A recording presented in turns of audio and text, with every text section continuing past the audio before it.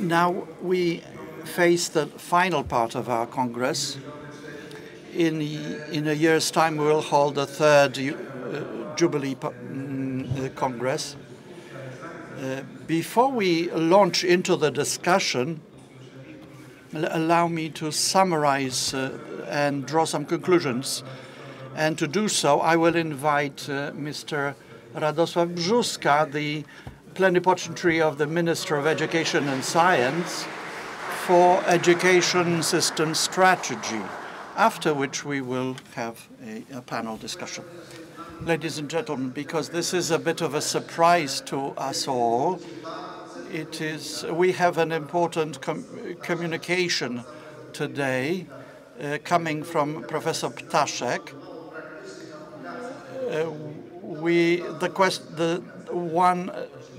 We've had some complaints about insufficiency of practical applications. This might be a very practical application. Thank you very much.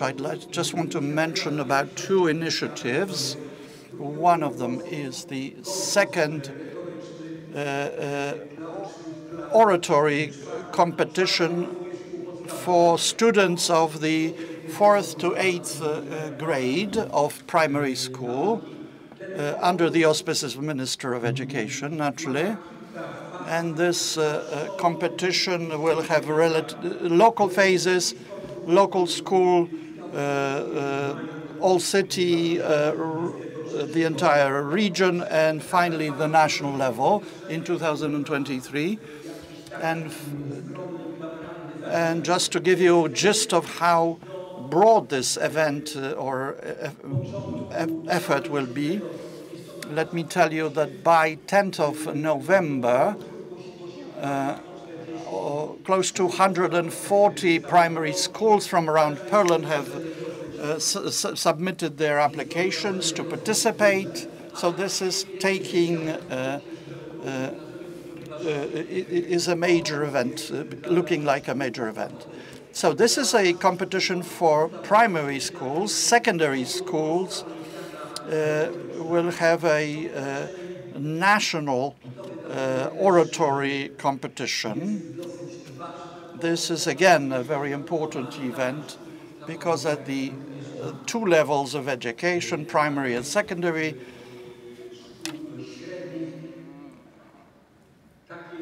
such events, such subjects and disciplines as rhetoric or oratory, in other words, is something that we do not only talk about, but also something that has generated great interest. And hopefully things we have been discussing and what we've been concerned about is slowly coming to fruition and moving in the right direction. Thank you. Is there nothing else that Mr. Brzózka wishes to add, Director Brzózka wishes to add?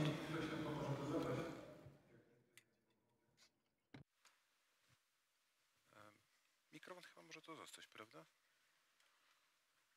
Dobrze. Szanowni Państwo, to tak, przed nami... We will now move to the debate. If possible, we will try and engage you, but please focus on questions rather than on digressions, please. So I will now invite Radosław Brzózka. Let's welcome Director once more.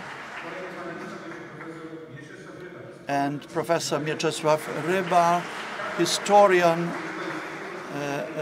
and professor of the Lublin Catholic University. And the Professor Miroslav Lenart, historian of literature, and has focused on Polish-Italian relations, member of the advisory board to the Silesian Museum, and the same for the National Archives.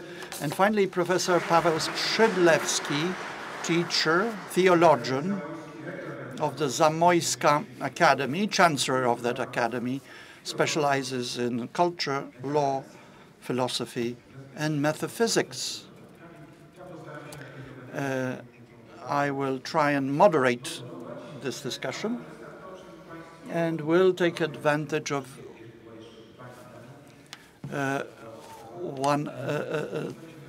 I will try to draw on the knowledge that we have gathered in our hearts and minds through the session. One point is that everyone has expressed that the will to move forward is incredibly difficult because there is a bit of resistance just by nature of things. The core curriculum is overloaded. Teachers present here understand that parents have been demanding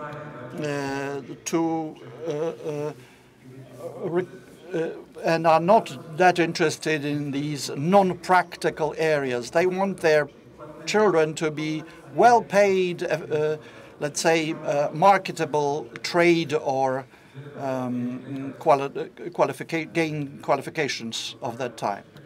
So this is important thing to take into account. We need to rebuild these losses. So the question to the minister's representatives, is a reduction of core curriculum something we can take into in order to find place for Latin and classics? We would have to cut on other things. So is that feasible?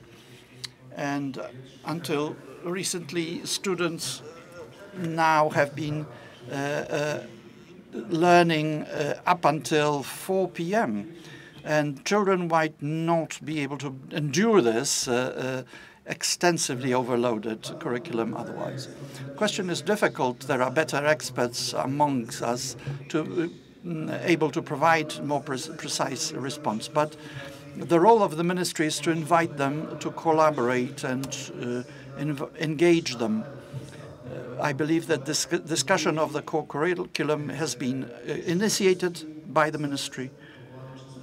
Firstly, the team appointed by the minister has reviewed the primary components of the core curriculum, and effort has been undertaken to formulate this in language that will be understood by the present teacher in the language that teachers are used to, but which will also take into account a classical view of non-canon anthropology. So that has been prepared. The component of it I'm referring to. It takes a great skill to formulate, but we cannot just launch it for it to get lost in the maze of information buzz. People, for example, the statement to the effect that we need to come back to the classical language of pedagogy. We can revisit that discussion, of course, here. Why the word virtues became so well known. And after this discussion, it becomes even less understandable or understood. So these are our mission statement questions. Without a discussion around this, we cannot move forward. It cannot be done purely by administrative decision. So I believe the primary actions are the research projects on the future core curriculum that would be formulated in a language that throws a bridge across the classical heritage and the work that's undertaken at meetings such as this and so on. In other words, the intellectual renewal and return to the greatest values of our culture, our academic life, and then objective is to entrench that in the academia and then to roll it out at the school level. It is very difficult to speak of important matters and at the same time implement seriously to intellectual circulation such important matters. When you refer to this change in the curriculum, in the core curriculum, this might actually be taken into, picked up by media and somehow distorted. But Professor,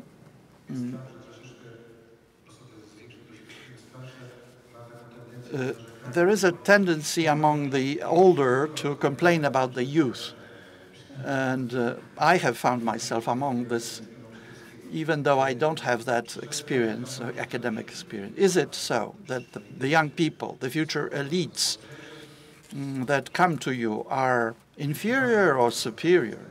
What is the foundation that, or bulwark that you need to build on? In other words, do you get people with great preparation? The university life, the academia, particularly in its classical education side, has been undermined somewhat. The relations are weakened and limited because of COVID and its consequences. So this is translated into weakening of human contact and links. So it's not that it's very difficult to convince, to motivate people, even though in ideological terms it is difficult to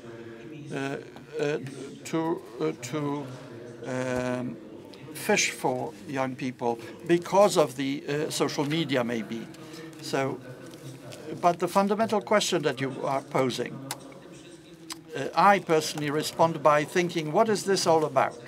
When we talk about classical education, about the return to the inherited sources, I think about the student from Belarus who has come to our university to study. His experience has been in Belarus, moved to Ukraine, and he spoke about this. And I just realized that the distance to Belarus major cities is actually lesser than to Warsaw, between Lublin and Warsaw. But the differences in the life, in the quality of life in general, freedom.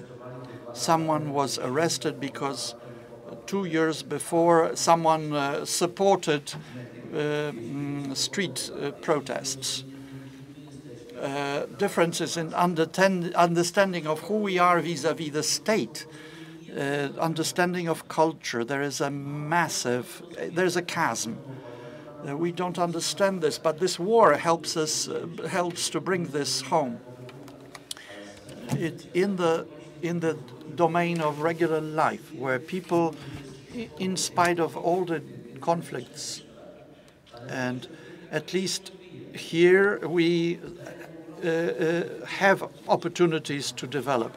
There, to the east, even if you really want to, it's just no chance to move. In language terms, this is quite a close world, but in terms of civilization and culture, there is a massive distance.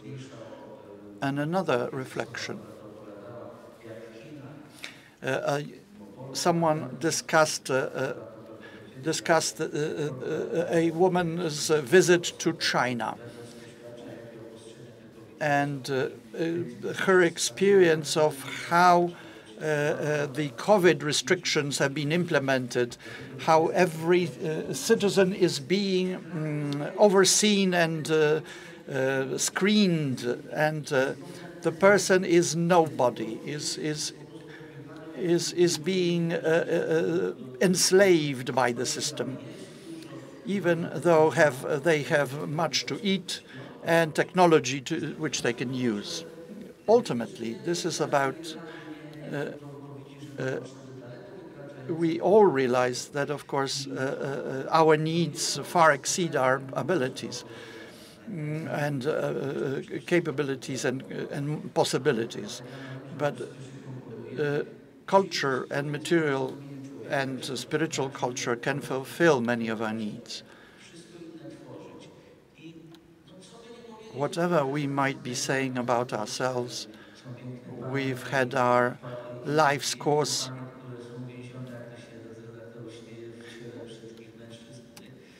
wonderful ladies and awful men.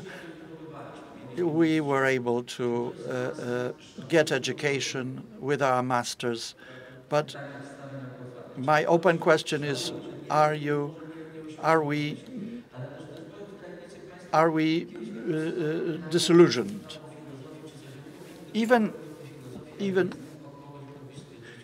philosophers.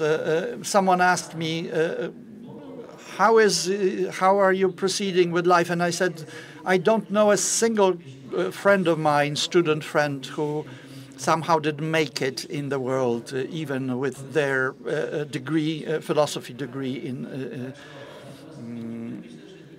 no one here, I believe, could say that they're unhappy in spite of sufferings that life provides aplenty to us. Because our experience has been that as we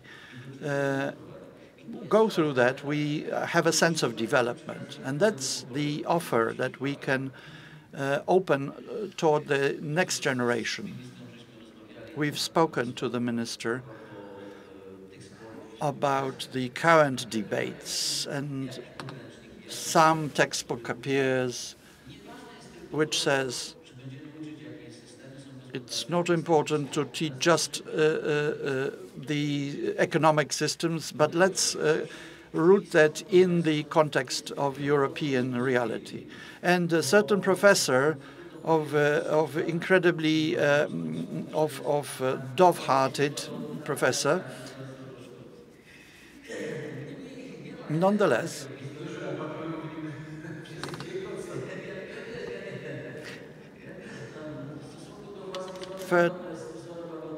he is clearly a professor of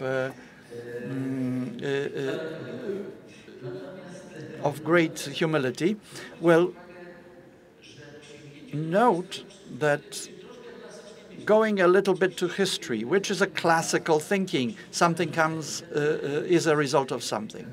If we want to entrench, let's say, embed something in the value system, suddenly this meets with incredible onslaught of criticism. This revolutionary factor is completely unnerved by the situation.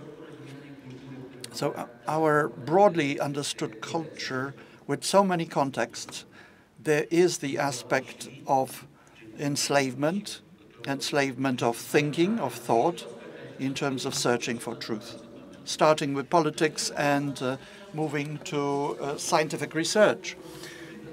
And this degrades a human being.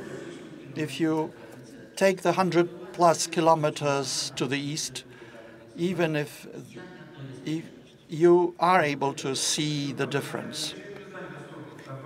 If I may, the will that you are referring to, is that caused by the social media?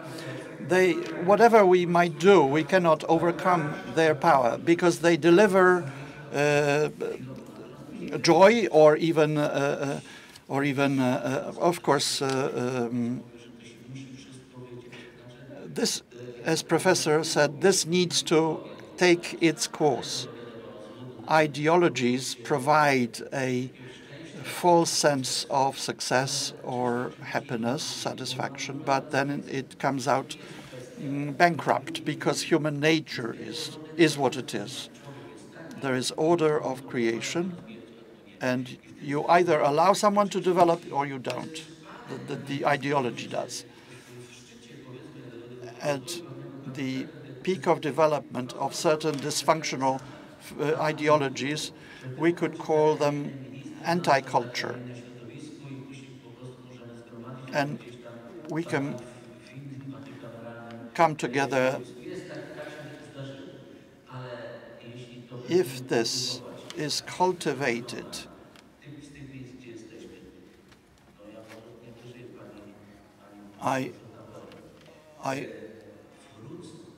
I'm convinced that people will come back on their knees, so to speak. The world is the world which provides the development to us, and hence happiness. I hope that we will live until these times. Professor Skrzydlewski, how do you look at the academic youth nowadays? What is their potential, their expectations? Are they actually aware of the potential that lies between the classical education? I am 52 years old and 29, 28 years of experience, professional experience.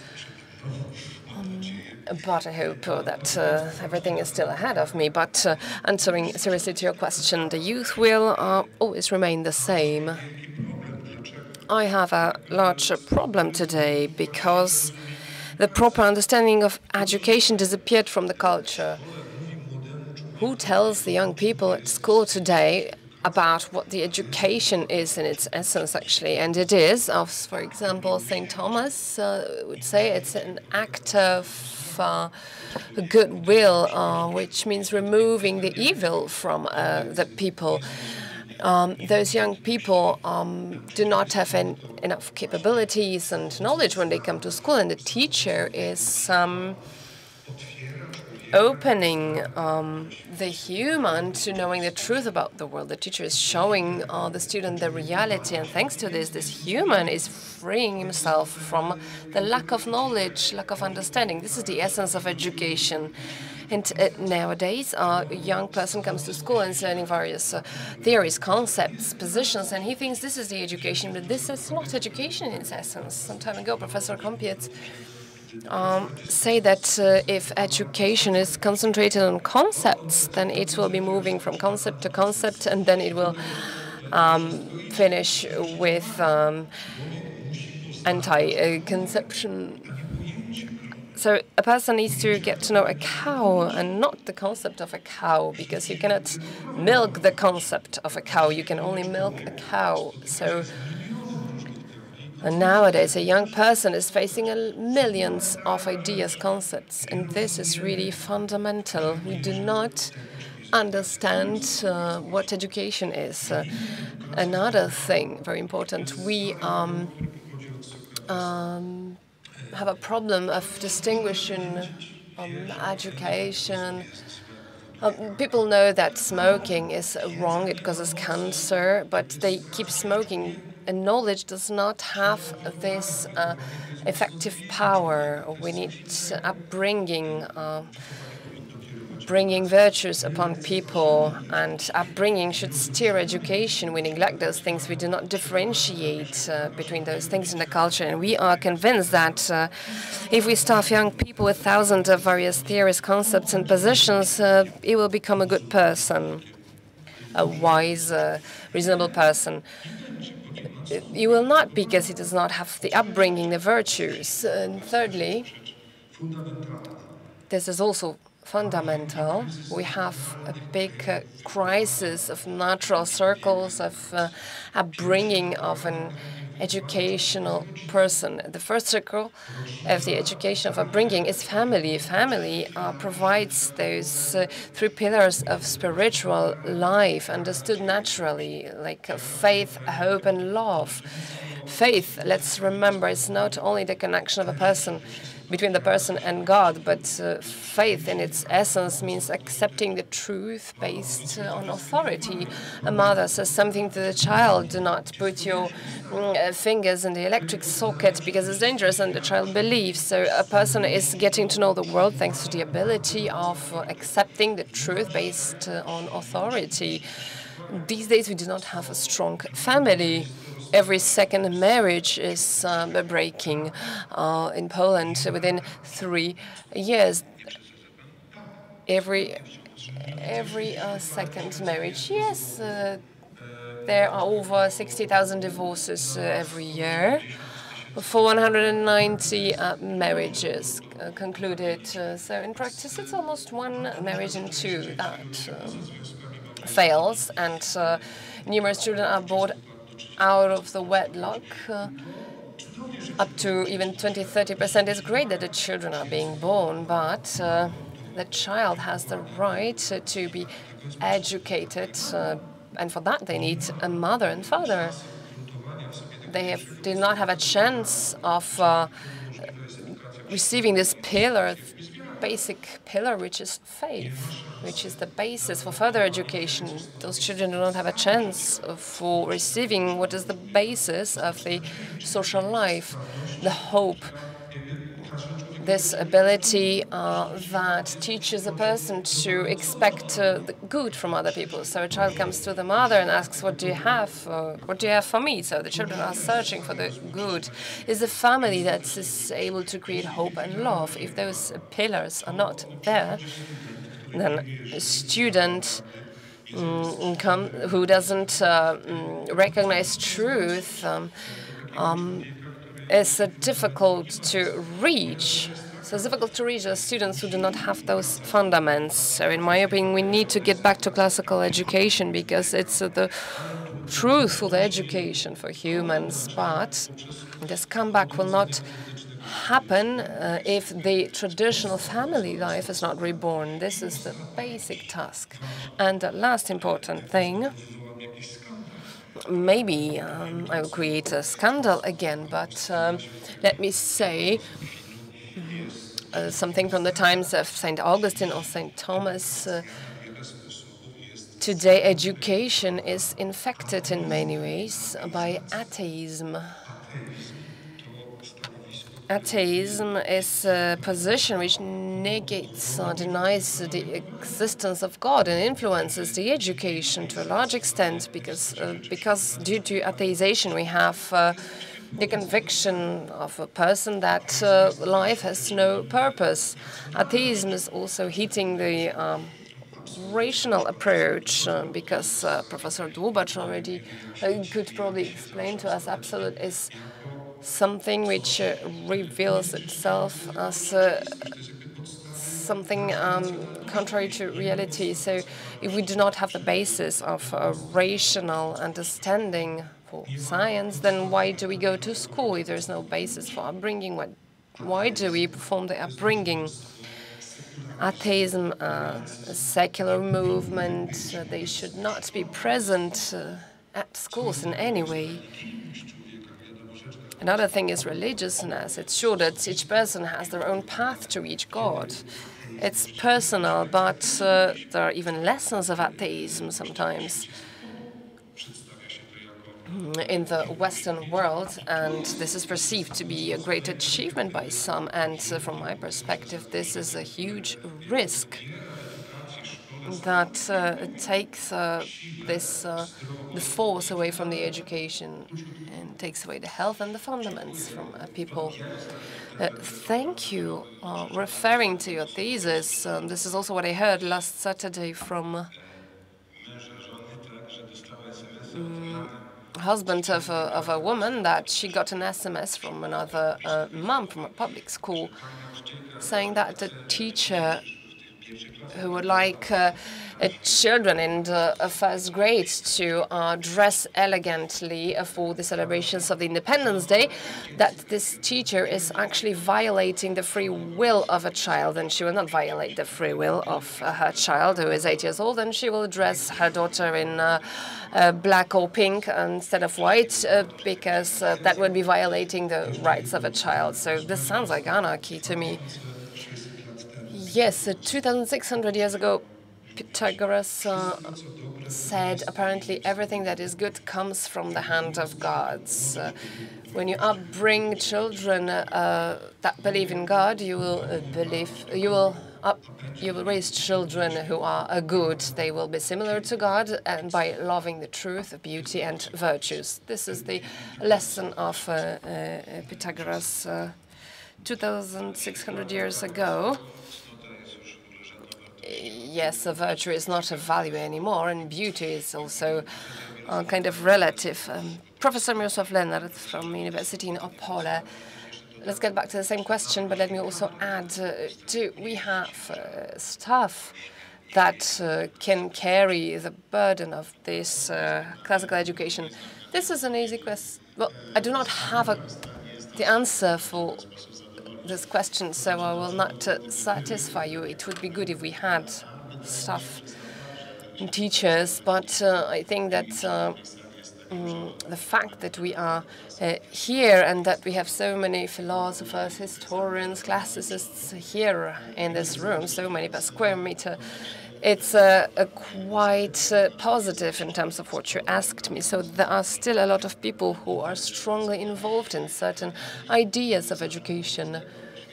So I would start here. Actually, I planned to say thank you at the beginning. Thank you for inviting me to this debate. And secondly, thank you very much because I've just become familiar with the program, or with the cover page, and I saw this quotation. I got a bit scared at the beginning. I thought that we would be only talking about the bad things. But what I would like to tell you, my role among those distinguished people who spoke before me is that I can comment on what they said. Professor Skrzydlewski, who is working in Zamość Academy, he remembers that the Academy, Zamość Academy, when it was founded, it was not called this way. It was called Liceum Zamościanum. So Zamoyski wanted to say something about it, about the idea of education when founding this academy. Let me say things which are maybe obvious to you, but let me put them in order, because I really like the speeches that I had today. Unfortunately, this morning I could not be here, so I joined a bit later. But what I would like to say to you, I would like to remind you, especially here in Warsaw, because I had a chance to know Piotr Kaznowski very well, the youngest son of Jan Parandowski, and I could be present in his house because he kept this the place where his father used to write as a distinguished classicist, and he had also a map presenting Europe. I'm reminding this because in 1939, before the war, he published text which was kind of a manifest entitled Poland Lies at the Mediterranean Sea. In that text, he tries to remind us that the whole Polish culture, without the classical culture, without Latin, does not mean anything. In fact, we were raised on Latin. In the times which I am examining, a professional, Latin was a common language. And it was really very important. I would underscore the fact that Latin provided something that we should be proud of, I believe, rightly so. As we recognize ourselves as Catholic Christians, 16th century, when the national languages were introduced, led to Protestant side winning. It was a return of the Latin in the discussions, because naturally Latin was anchored in Latin, terms and so on, terminology. So this was an important motor to provide or focus and educate in Latin, which is why the students of the Jesuit schools came out of those schools with a solid knowledge of Latin. Zamość, a city of Zamość well known. It is well known to all of us, I believe, that in the past the entire popular education was to educate largely people of peasantry, and the texts. If you look at the history of the texts of the education school of Zamoyski, this was focused on education not just of a citizen, but primarily of Christian chivalry culture. And so these various orders at the end of Renaissance, beginning of 16th century, we observe the culture of honor. If we look at the publication of Venice, where I spent a large part of my studies, when I studied Venetian Renaissance, I understood the classical education at the period where over less than 100 years, majority of translations and books that came out were focused on the military skills and arts. La Mistica della Guerra, publication by Cardini, Italian medievist.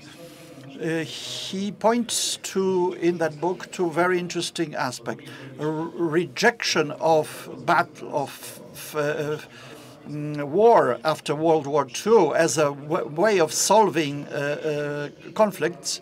We led to rejection of spiritual battle as well, which was linked with the culture of training young boys into the military, and hence in Professor Ryba and Minister mentioned this. Note the word of happiness. I understand that everyone desires happiness, and anyone could. We could provide a definition of it. It is maximum satisfaction from maximum positive,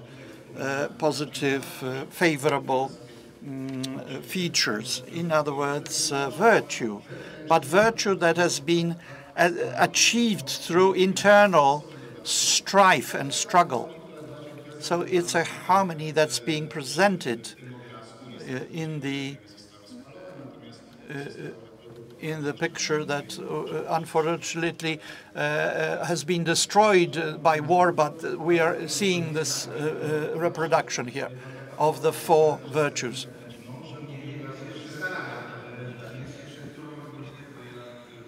Just to make sure how much more time we have.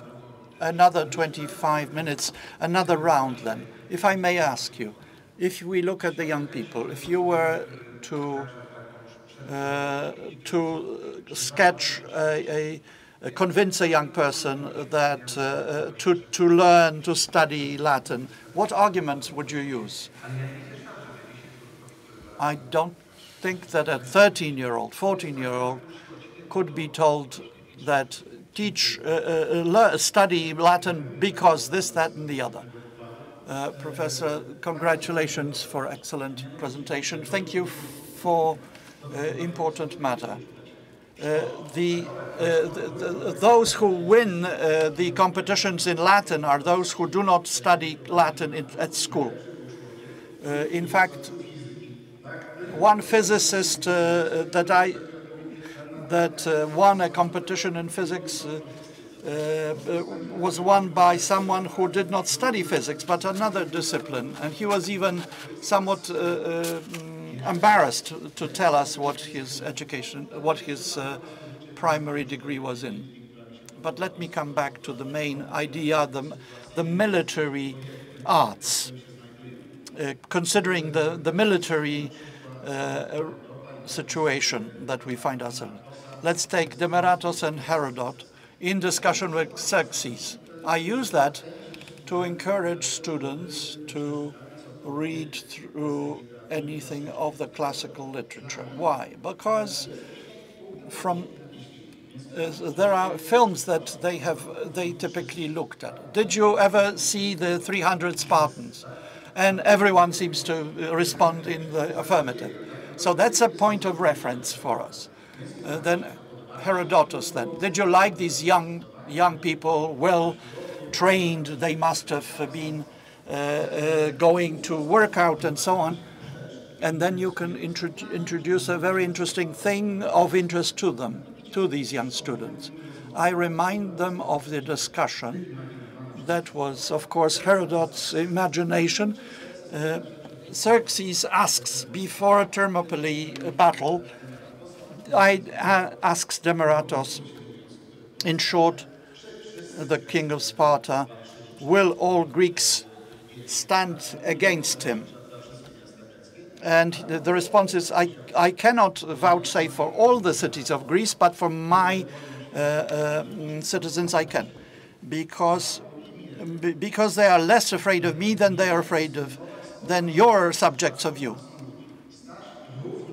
Because they are taught to stand equally in a straight line and to win or to die. I won't be able to quote it in Greek, I'm sorry to say. I would wish I could, but I try to remember it from time to time.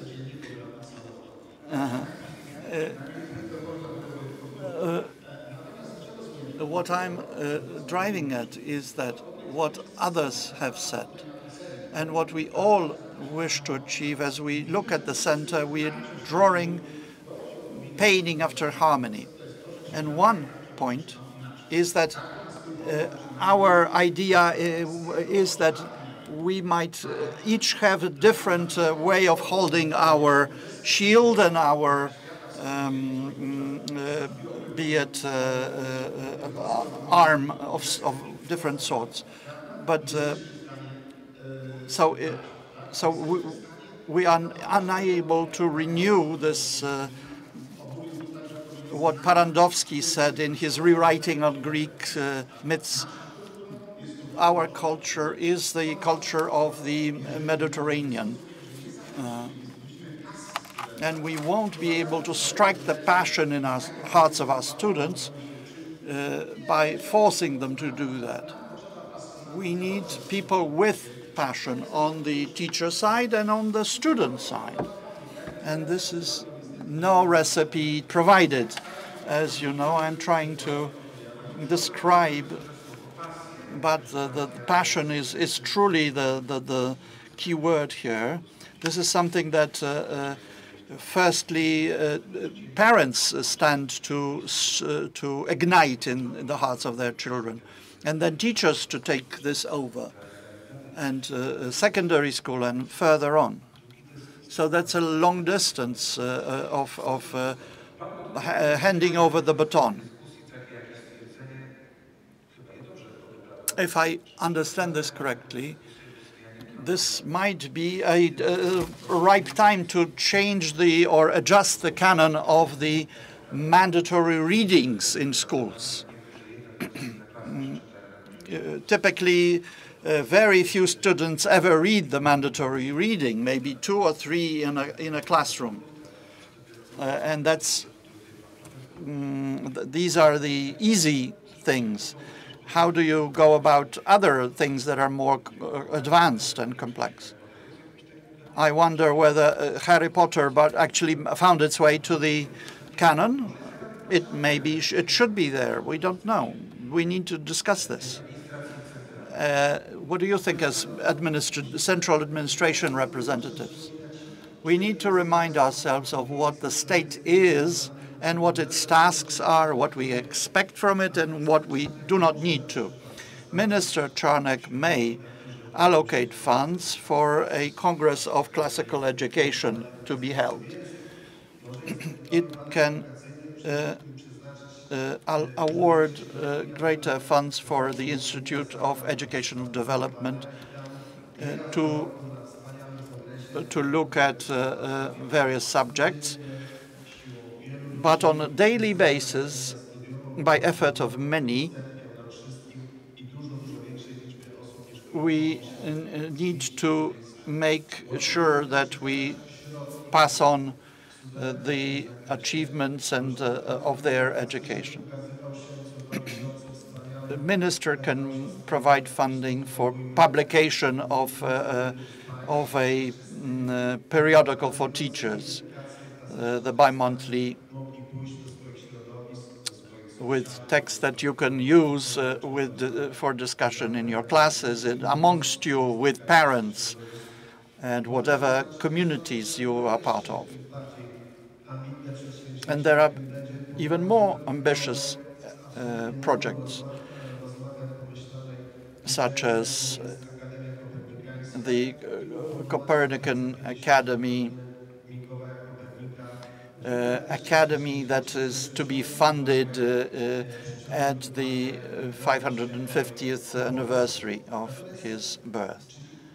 In other words, the state or politician can do much within their sovereignty over state coffers. But the primary thing, the educational part, the nurturing of young people, the ethical and moral development, that is a task of family and the teaching community. And of course, the university that is the place, the forum where spiritual changes occur. And that needs to occur between master and their student or their apprentice. So we do have subjects that we wish to talk about.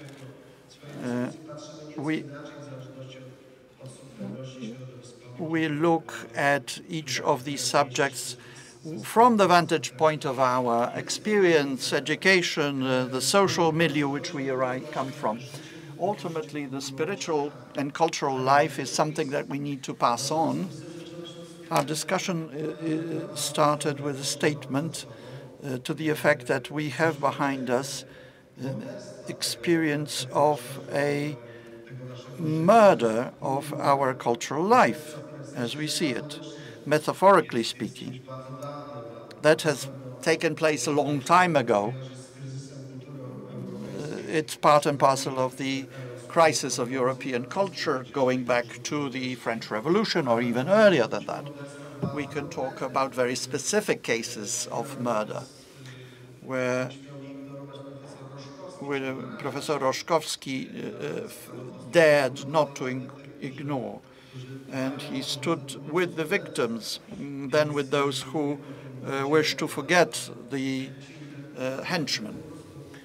At the intellectual level, we have difficulty with the classical education and culture because continuity, the chain of continuity has been broken, but we have an opportunity of returning because our national life has been all about saving the very fabric, the human fabric of existential part of life.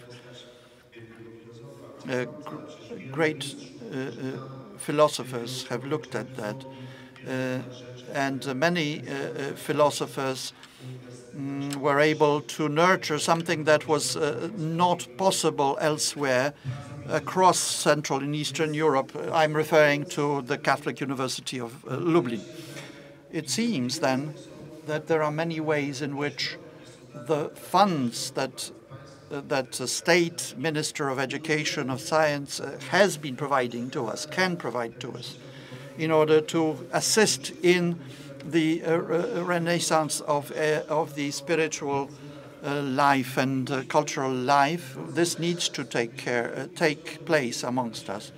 And it's not that we rely purely on minister writing up some regulation. This needs to take place through regular exchange, spiritual and intellectual. This is not an easy task, I'm aware. Professor, I thought that one of the topics of the speeches today were risks to education, risks of education with the civilization challenges. Recently, I participated in another debate, which was rather economic and industrial, and a lot of persons from economy and industry said that we experience the lack of engineers, innovative engineers in Poland, because this is what is very important these days, because countries which are strong economically are also strong politically when it comes to their defense system and their importance on the continent. So we are talking about soft skills, so to say, how to cope in this world which promotes those hard competences which are really needed, how to show the young people that the other competences are also essential, and also to the parents of those young people, because they often help young people make choices. Well, let's say honestly, talking about classical models a long time ago, it was also for elites long time ago. It was only narrow, noble elites that knew Latin, but the 90% of society was not educated that well, and peasants did not have a chance to learn Latin. So let's not believe let's not get trapped in our own propaganda. Let's walk strongly on the ground. So this needs to be upgradable. There is something on the highest level with very subtle reflections in Latin, Greek, and whatever other classical language. And this is the level of university which should radiate into the teachers and those who provide certain fundaments of general education for people who can become engineers or anyone else in the future.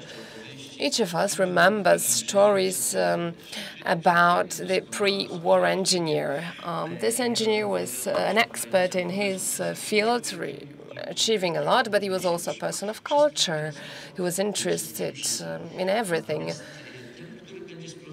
And the person who will be very narrowly profiled.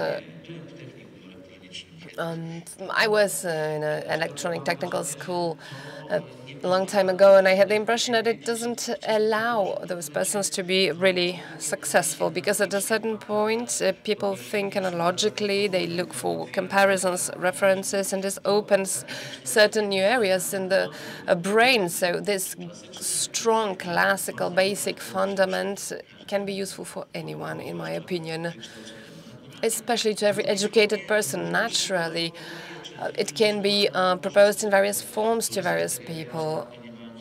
For example, recently I did not have time to read literature. Recently I was listening to audiobooks, so there are thousands other ways to do it and to become richer instead of giving it up and replace it with the so-called modern technology.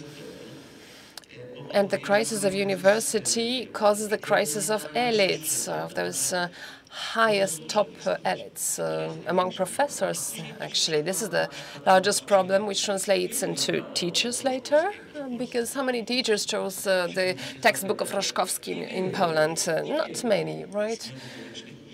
Was it because of substantial reasons? No, there was no discussion. A substantial discussion. It was out of courtship and ignorance. And what Mr. Brzózka said should be stressed. I think that at the moment you do not have any good initiative following classical trend. There are a lot of projects, scientific projects, which are implemented these days, are promoting our heritage, but there needs to be a will and motivation. Therefore, it causes a lot of emotions in those revolutionary circles. People say that it's the Catholics who get the best positions, but there are 90% of Catholics in the country, so those statements are illogical. But let's look at this realistically. Not everyone will speak or read Latin. That's not the point. The point is that among those top elites, there should be those people. Not everyone also. But we have the university, and if we have a crisis there, and let me repeat what we talk about, classical education, philosophy, it's not one of ideological options. This is not the point, that there is one of the options to choose between. We believe in a classical education. No, I don't want to say that. The point is that this is the most adequate to the human nature. Why Latin civilization? Let me repeat it once again. From my experience and from the experience of Professor Dłubacz, who came from Paris some time ago, we met on the train, and he said, what if the culture of West disappears and there will be no freedom? There will be no freedom anywhere. This is the most beautiful continent, the richest in terms of various artistic styles, in terms of literature, philosophy. Everything was created here. And suddenly someone says, we will destroy it, we will put rainbow flags and destroy it. It's the same in every other field, and this is not an option. It's not one of many ideologies. This is the order of the nature, which finds its reflection in the culture. It's described at an intellectual level, it's expressed in ethical order, it's adequate to who we are and what our human dignity is. And in all the works, and here there will be, for example, a Japanese person who will come and he will be recording everything. We do not need to use chopsticks to eat. We can use a fork, but and so there should be. We should not neglect and disrespect all heritage, religious, spiritual. So I would like to say once again, this is not ideology. Therefore, I'm saying that the nature will speak for itself. There might be even one professor who will be well educated in this area. Then people will get back to him. But if we do not have this one professor, then it will not succeed. Yes, I remember another statement that I heard. This person said that those people have higher education without basic education.